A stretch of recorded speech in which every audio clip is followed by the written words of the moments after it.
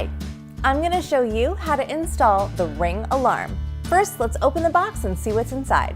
Instructions, the base station, the keypad, the motion detector, range extender, and the contact sensor. As always, everything you need for install is right inside the box.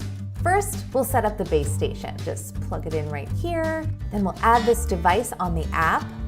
Press this button to pair it. Okay, now we're getting connected, and done.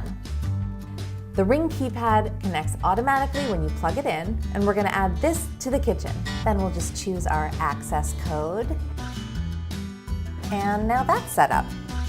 The keypad comes with a mounting bracket and everything that you need to put it on the wall, but I kind of want to just put mine on the kitchen counter. So I'm going to flip over the mounting bracket, add it like this, and then it becomes a cute little stand that I can put right there.